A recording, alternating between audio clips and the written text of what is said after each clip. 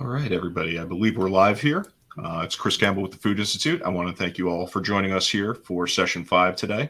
Would ask that you all just let us know where you're tuning in from in the chat, and also make sure that you ask any questions in the Q&A tab as we move forward, as we move into this session. And I'm happy to introduce Hunter Thurman, president of Alpha Diver. In 2011, Hunter Thurman started Alpha Diver with the vision of applying behavioral science to more deeply understand marketplace behavior. He gathered leading minds in the worlds of neuroscience and psychology and quickly discovered the wealth of insight that was sitting untapped within academia. He and his team built the framework of durable, predictable human truths, and specifically the 4 drivers and 5 barriers that underlie behavior. The AD team works with the world's leading brands and the Wall Street analyst community to continually explain, measure, and predict consumer behavior. And Hunter will be taking a look at the rise of what he calls Gen H, which is the food zeitgeist of Gen Z and Hispanic culture. So this should be a really good one, and I'm looking forward to this one. And with that all said, we'll hand it over to you, Hunter, to get us started today. So over to you. Thanks so much, Chris. Hi, everybody. I'm glad to be here. I will take you through, as Chris said, some insights that I'm looking forward to sharing with you. And then we're going to leave plenty of time for Q&A at the end. I can't see the Q&A or the chat right now, but put your comments in there, and then in the second half, I'll circle back and get to as many as I can. So with that great intro, I don't want to say too much, but here at Alpha Diver, we use a lot of decision science to understand really at the core why people buy. What is it that triggers and drives decisions? And today I'm going to talk about, as Chris said, what we call the rise of Gen H. You know, we hear a lot of questions about Gen Z. We hear a lot of questions as we're talking here about both Hispanic consumers and LATAM provenance brands. And what I want to show you today is some data and some case examples of really how overlapping the idea of Gen Z and Hispanic culture are. And so this session we've titled The Rise of Gen H, the synonymous food zeitgeist of Gen Z and Hispanic culture. So just a couple fun little stats that I saw sort of researching a couple things for this talk. We've probably heard this stat many times by now, but what % of the US population self-identify as Hispanic? What's it's expected to be in the next few years, so by 2028. And that's 22%. So almost a quarter, moving towards a quarter of consumers in the US self-identifying as Hispanic. So obviously we all know that's an important demographic consideration. This is just kind of a fun one. Data Central did a survey and asked Gen Z consumers, if you could only choose one cuisine for the rest of your life to eat, what would it be? Any guesses on what almost half, 45% said? It was Mexican food. So just sort of a funny, interesting stat that Mexican food as a concept is strongly entrenched with young consumers. But today I want to talk about, as I said, both consumers and brands. And if you look at LATAM kind of origin, LATAM provenance brands, there's been a lot of success stories, a lot of headlines. So Cholula hot sauce not too long ago eclipsed Tabasco as the #1 hot sauce brand. Dethroned a long-standing stalwart brand, and obviously has a Mexican provenance. There's been so much news about categories like mezcal. This is actually Trader Joe's mezcal, which is kind of interesting. Trader Joe's is typically kind of bleeding edge on innovations and things, but it's very interesting that a brand, a retailer like that is bringing this into the mainstream. Mezcal has been growing both in off-premise and on-premise, so at home and in food service. It's another thing that outlets like the Food Institute have been talking a lot about. And probably the most headline-worthy LATAM provenance brand ascending in the past year is Modelo. Obviously dethroning Bud Light as the #1 beer brand in the US. Obviously a Mexican provenance beer. Now Constellation has put a lot of investment into this brand. There's been a lot of support for it. But Bud Light had its issues. Why wouldn't Miller Lite or Coors Light have stepped in? Why is a Mexican brand that actually, yes, I mean beer is beer on some level, but profile wise it's not as close to Bud Light as like a domestic light beer. So why are these brands ascending? Why are they doing so well?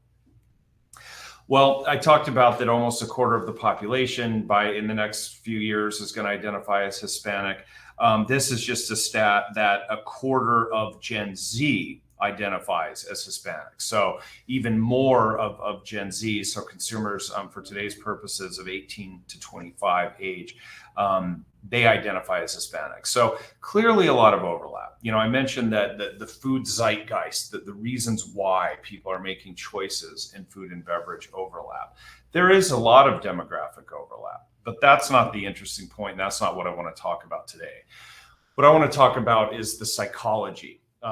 Chris mentioned that our team's comprised of people like neuroscientists and psychologists. Basically, at the core, we measure these deep psychological factors that underlie consumer and shopper behavior.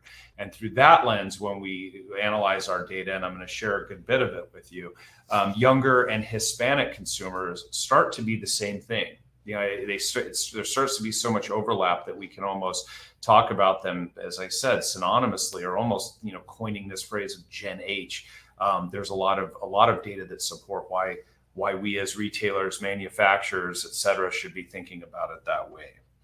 So the data I'm going to share are from our Psych Pulse measure and database. So essentially, we go out and measure at a population level. Everything I'm going to share today is at the U.S. level.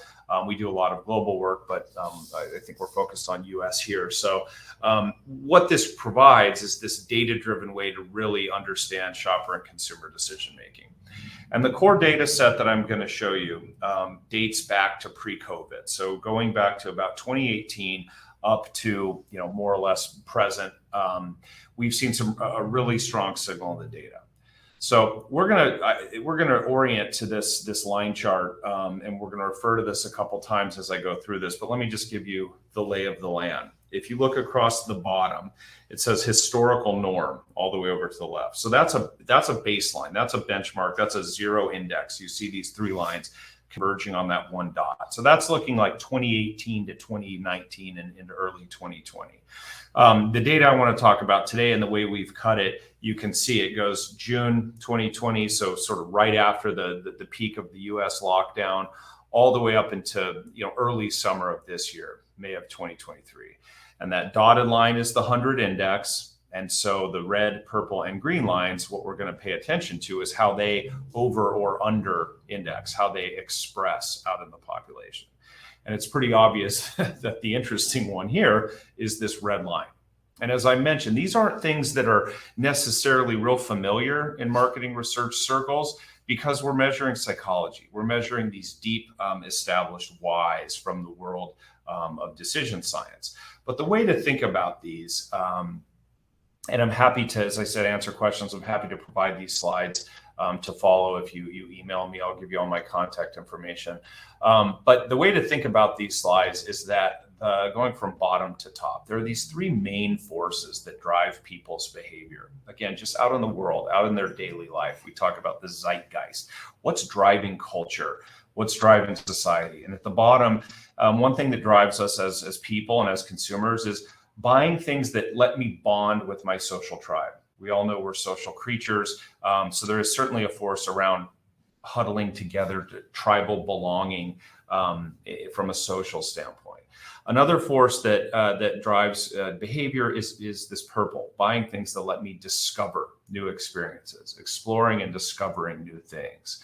And that's one that, I think many would theorize. I was showing those examples of Cholula, Mezcal, Modelo. I'm going to show a couple other examples. I think oftentimes you might look at that and say, well, consumers are consuming things like that to discover new experiences. And that's not a bad hypothesis. But when you look at this red one, the top one, this is a force that is all about essentially what scientists call emotional self-regulation. But the way to think of it in lay terms is buying things that make me feel better right now. What will make me feel good right now? I'm not necessarily looking for new experience to discover. I just want to feel better. It's very impulsive.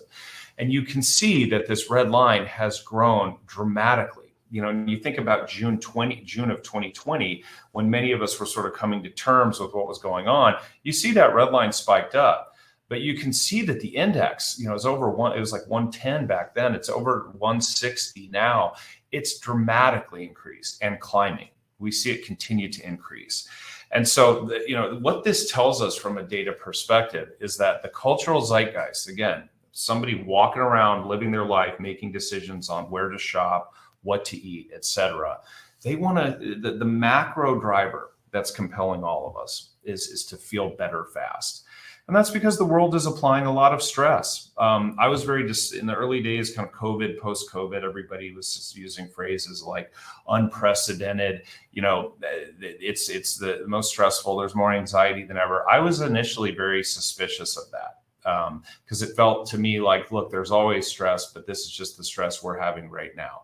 When you look at data like these, however, I was proven wrong. It is a uniquely stressful, uniquely potent type of anxiety that's being applied and is obviously hitting everybody, but particularly younger consumers.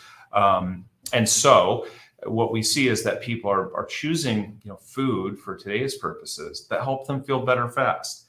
And when you look at, in the broadest sense, LATAM, origin foods, there are a lot of things about that cuisine that orients really, really directly to the sensory mechanisms, the way we make ourselves feel better. So flavors, acid and sours, like citrus, relate very directly to that. Spice and heat, it's the only flavor that you don't taste, you feel it, and it creates all sorts of emotional reaction to food. Smoke and a lot of the preparation methods and things in a lot of Latin American dishes and cuisines relate very directly to emotional self-regulation, as does what's called dynamic contrast, meaning every bite has lots of different flavors and textures contrasting. So many dishes serve that need really directly. The Food Institute published a great article yesterday about the rise in popularity of dishes, obviously like these Latin American origin foods and experiences, but other examples they cited were like Szechuan, and there's a chain called Dave's Hot Chicken, spicy chicken. There's a lot of convergence if you think about those types of cuisines. They do very similar jobs from an emotional and experiential standpoint as LATAM themes. So that starts to give us some foundation of like, okay, at the macro sense, what would, I gave the example of Mexican cuisine with younger consumers, like what's so appealing about that? That's a really important kind of stake in the sand. But what I want to show you more is a more instructive view that if you're, whether you're a retailer or a packaged goods manufacturer or beyond, what can you take away from this? What are the lessons? What can you apply? And so the next set of data I'm going to share are from a syndicated study that we do here, and we've been publishing in large part with the Food Institute. We've done this in partnership with the Food Institute. And it's called the Snack 50. So we've looked at snack brands, a very fast growing category. In a few minutes, I'm going to talk about our Bev 50 beverage brands. But this is what we've described as the industry's first measure of psychological drivers. So I've talked a lot about psychology. What we did is looked at the top 50 snack brands, generally by sales volume, but we didn't just rank them by how much they sell. We ranked them by these really crucial elements of psychology. And that's what we call behavior, emotion, and trajectory. Think of it as how routinized, like how regular is this behavior? Is this something that I do once a year as a treat, or is this like every day? Emotion, how hard would it be to give up? How attached am I to it? And trajectory, what's the momentum? Is the brand ascending, staying flat, descending? Not from a sales perspective, but in hearts and minds. And so this not only provides a ranking, but gives some guidance on why brands are performing and more. So that report, I'm going to show you a link at the end to download that if you're interested. But the brand I want to talk about within that data is Takis. So this is a Mexican salty snack brand. I think a lot of people, I'm sure probably most people on this call are familiar with it. It ranked number 47 So it came in, look, the top 50, these are big brands. The top 10 are like these massive billion-dollar brands. Takis is a fast-growing brand. That upward arrow means it has positive trajectory. So it held its own in the world of general snacking. What was really interesting to us, however, is that we did a deep dive on Gen Z. So we cut the data looking just at young consumers. And you can see this table represents the biggest gainers. So the purple dots are how a brand fared with Gen Pop. The red dots are how it fared with Gen Z. And Takis, this Mexican snack brand, was the strongest improver among younger consumers. You see on the far left there, it moved up 29 spaces from number 47 to 18. So it made this massive jump with young consumers. And when you look at the brand, it's a lot of what I talked about. I mean, there's this really high sensory engagement. You can see this almost tornado of flame, citrus, heat. It's almost scary. And we talk about that in this space, that from a packaging perspective, when you're trying to help somebody, it's a little counterintuitive. When somebody's in this mindset that I showed you of, I want to feel better now, their brain actually wants a little bit of fear, a little bit of threat. And sometimes we call it the roller coaster effect. Like, that this brand, this bag of snacks is not going to actually hurt you. But the fact that it has this fire and this food moving towards you and things flying through the air, you see, slices of hot peppers with flames trailing behind them. All of those are really attractive and really trigger that mindset that I talked about of, this food is going to provide this experience that gives me a lot of emotional value. When we then layer it into the data set that I showed you, you see that in fact Takis does over-index on this, on basically shoppers and consumers thinking, yeah, this is a brand that makes me feel better right now. Just almost a 120 over-index. So Takis, in terms of its equity and what it's creating out in the world, is really serving that red need. It's, and again, look what it's not necessarily aligned with. It's not about just discovering and trying new things. It's not about sharing something with my social group that we can all agree upon and enjoy together. It's about making me feel better right now. And you see that that's getting massive traction with Gen Z. And so, this LATAM Mexican provenance brand is doing that really effectively using this equation that's starting to emerge. Now let's look at another Mexican brand, Electrolit. So this is a relatively newer entrant in the isotonics or the sports drink space. In the U.S., it's obviously a fast-growing market led by Gatorade. And Electrolit is manufactured by Grupo Pisa, which is one of the leading pharmaceutical companies in Latin America, and they brought it to the U.S. So just like with the Snack 50, we did a Bev 50. The top 50 beverage brands, of course, brands like Coke and Pepsi and things are on here. This is just the top performers in sports drinks. So you see Gatorade actually is the #1 brand overall in the whole study. And Electrolit is in there at number 28. So of the top 50 beverage brands, Electrolit's right in the middle. This category of sports drinks is really strong, and Electrolit is starting to make some traction. You see they have that upward arrow. There's positive trajectory. So the brand is doing pretty well. What was really interesting, so you go, okay, it's a Mexican brand, it's coming into the US. I've heard a lot of discussion around that, well, because there's such a large portion of Hispanic consumers or Mexican American consumers, they're adopting these brands because they're familiar to them and they have equity with them.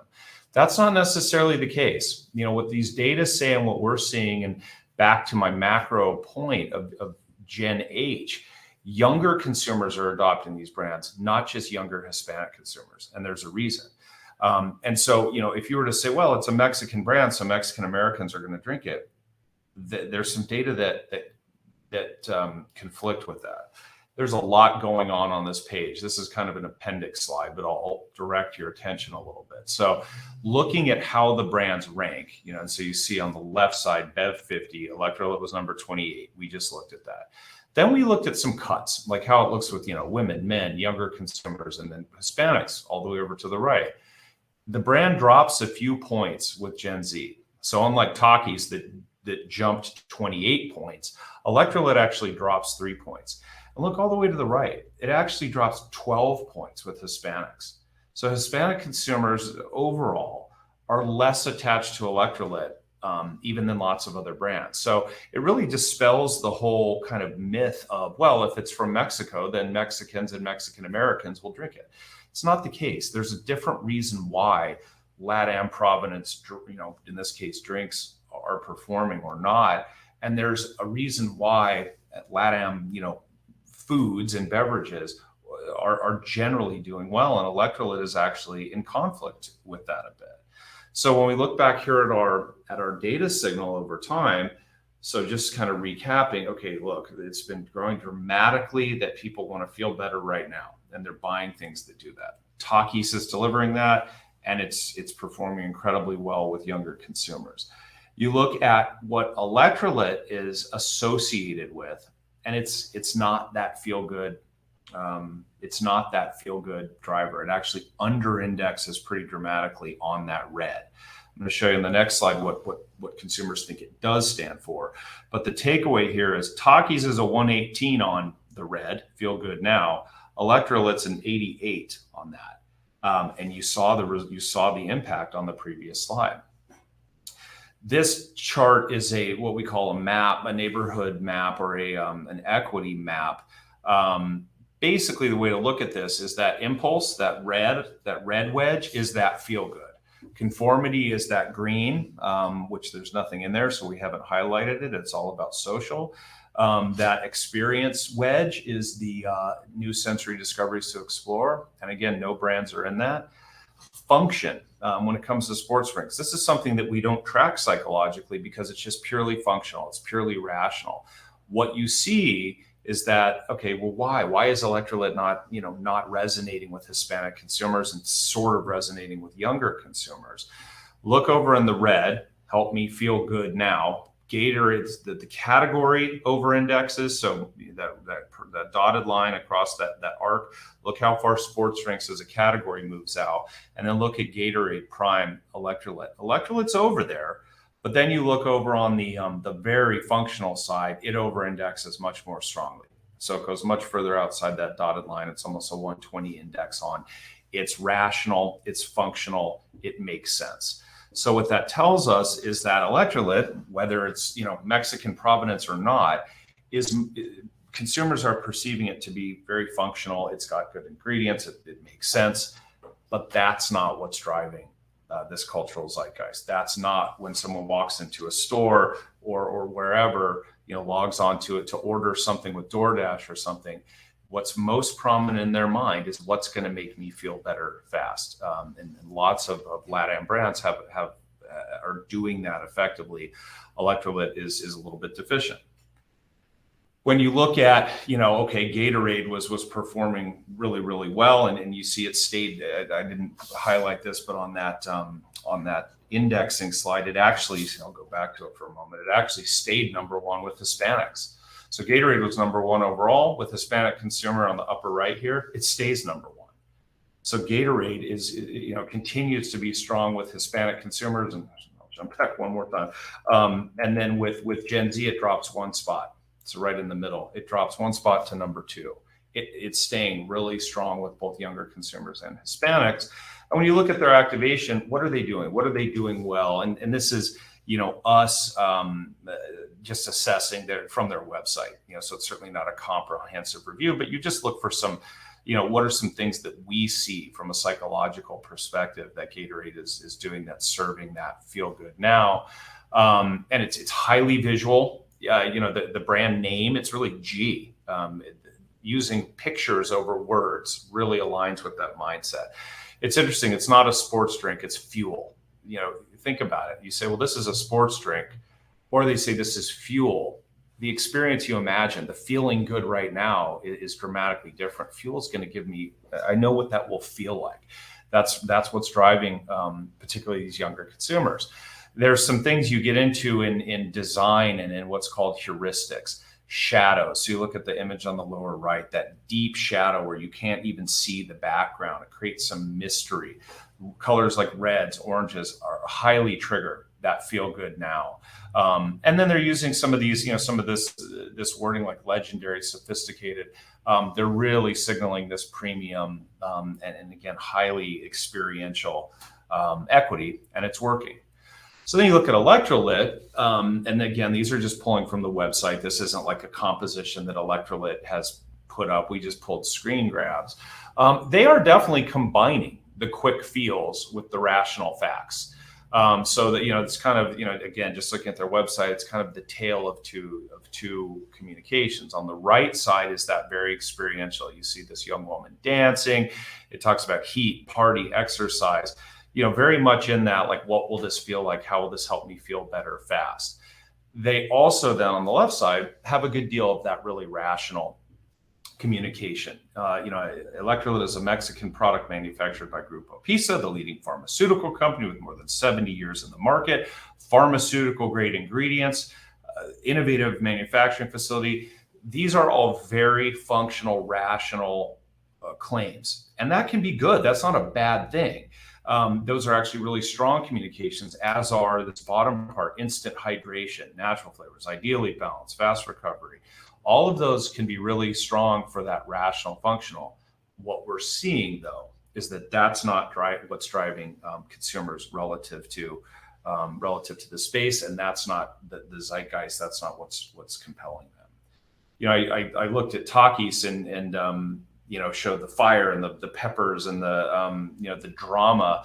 You look at Electrolit, I think there's, even some packaging. I can see why, in spite of them kind of communicating both the experiential and the rational, there's some package. This is a very rational package. It says, this makes sense. It's an electrolyte beverage, whereas Gatorade is fuel, scientific formula, premium hydration. And again, not knocking it. It's really strong from a functional standpoint. It does start to describe then why, however, like younger consumers and Hispanics are not resonating with it as strongly. So I think there's some opportunities Electrolit would have to talk into that more, the right side here. And I think they'd find that they get a lot more traction by tapping into that feel good fast. Okay, so what should we all do about this? What are the lessons? What are the takeaways? Whether you're a LATAM provenance brand or restaurant concept or retailer or whatever, or you're just a Gen Pop mainstream and you're trying to attract both Hispanics, Gen Z, what I think comes through pretty clearly in the data is this Gen H. Yes, you can have a Hispanic strategy and activation approach. You can have a Gen Z one, but don't overlook the opportunity to think about these together. And it's not just because a lot of Gen Z is Hispanic and a lot of Hispanics are Gen Z. It's because we're seeing that this young consumer mindset is really strongly oriented towards this feel good fast. So looking back at some of the examples I gave, I mentioned that Cholula has eclipsed Tabasco. Well, look at, and again, these are screenshots, picked from their website. So not to indict these brands' strategies in any way, but they serve as examples of differences. Look at Cholula, the way they're talking about it. Mother of sauce. It's this very, kind of in your face. Even the way this bottle is tilted, you see that sauce running off of the food and sort of imperfect. Cholula stands for authentic Mexican cuisine, heritage culture, makes every meal delicioso.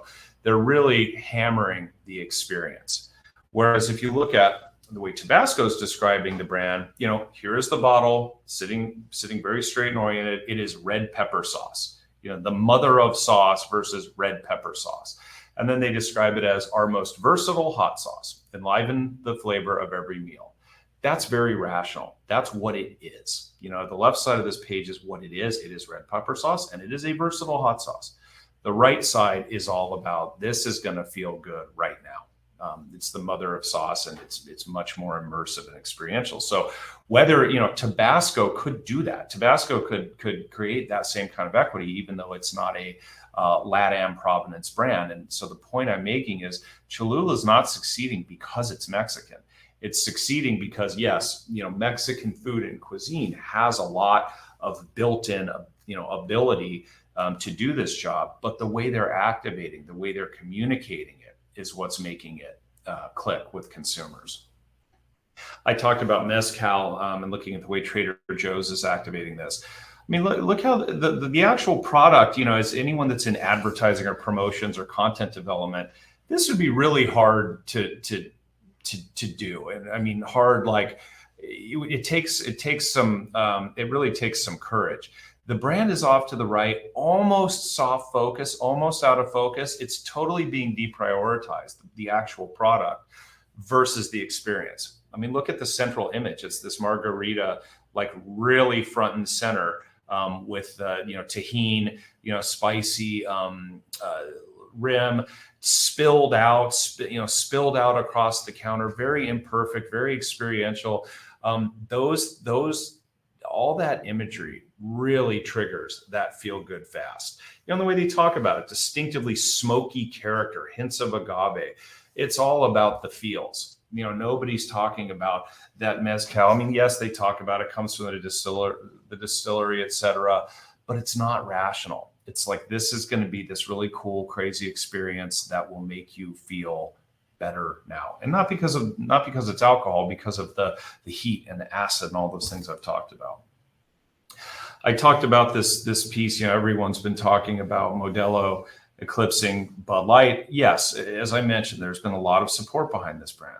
But look at the difference. If you're somebody who wants to feel better fast because the world is putting stress on you, Modelo is brewed with the fighting spirit. And anyone that's watched a football game or really any TV in the last many months has seen a lot of Modelo.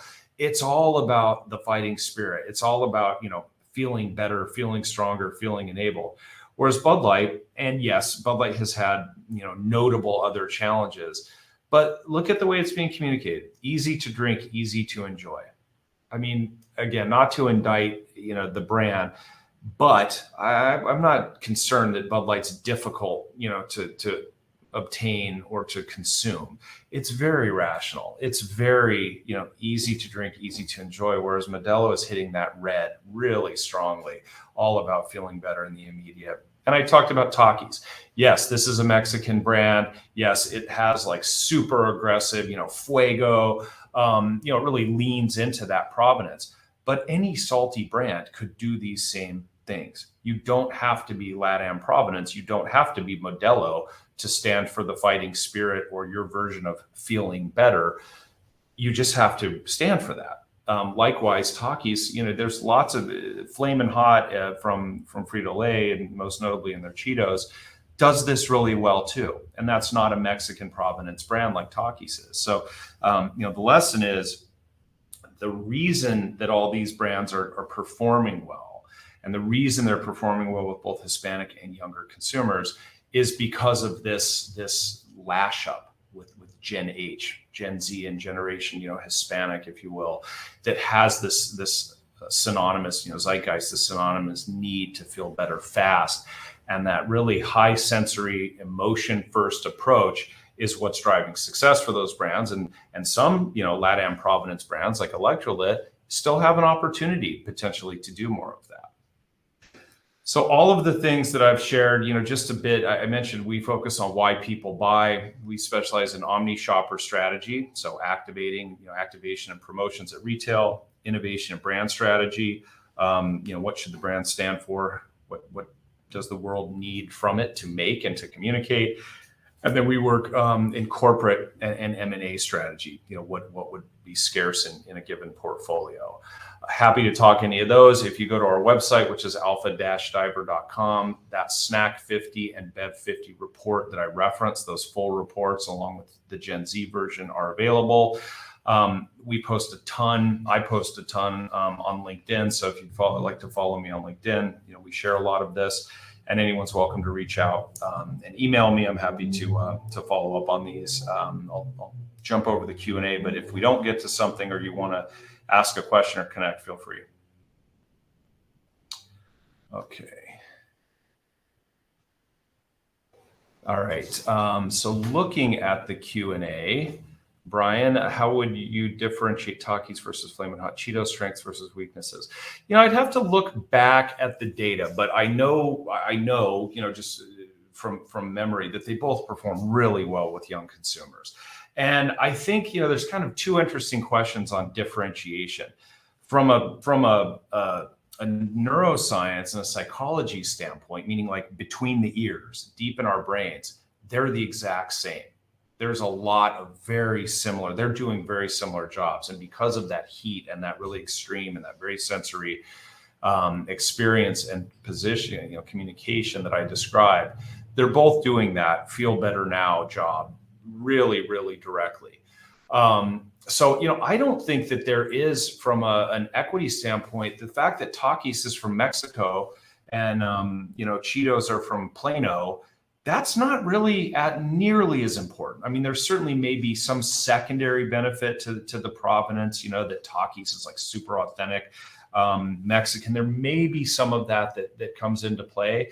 But what we see in our data and what we see about like what really drives choice, it's much more about the experience and the feels than the provenance. So I guess I'd put a sort of provocative, stake in the sand to say they're really not that different. And I guess that's part of my message is if you're a LATAM provenance, as I said, concept, that's not the beginning and end of why you have opportunity. And if you're a non-LATAM concept, that does not mean that you don't have opportunity with Hispanics or younger consumers.